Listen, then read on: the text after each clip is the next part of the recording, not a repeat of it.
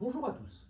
Je me propose aujourd'hui de vous présenter une vidéo sur l'importance de conclure au rejet de l'exécution provisoire en première instance.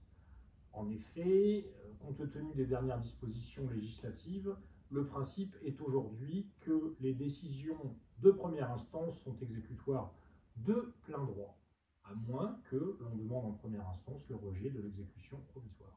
Si on ne le fait pas, malheureusement, on risque de priver notre client du droit au double degré de juridiction, car si ce dernier ne peut pas payer, dans le cadre d'une condamnation judiciaire, eh bien, l'appel ne pourra pas être poursuivi.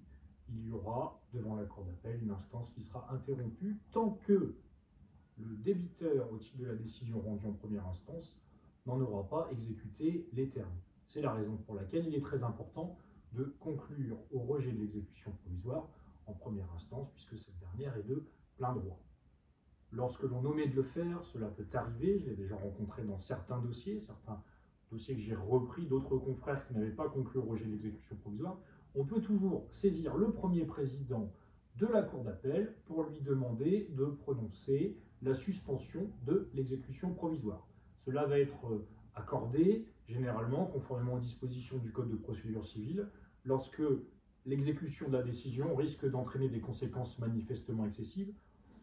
Par cela, il faut entendre pour une entreprise, conformément à la jurisprudence que j'ai déjà rencontrée, le risque d'un dépôt de bilan en cas de manque de trésorerie. Et là, on pourra demander la suspension de l'exécution provisoire.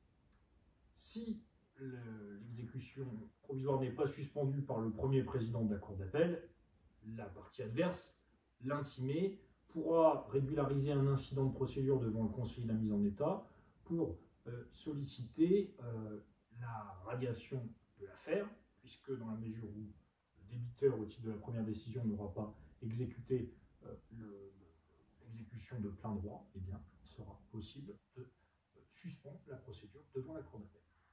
Voilà pour aujourd'hui, j'espère que cette vidéo vous aura plu, je vous souhaite une excellente journée à tous.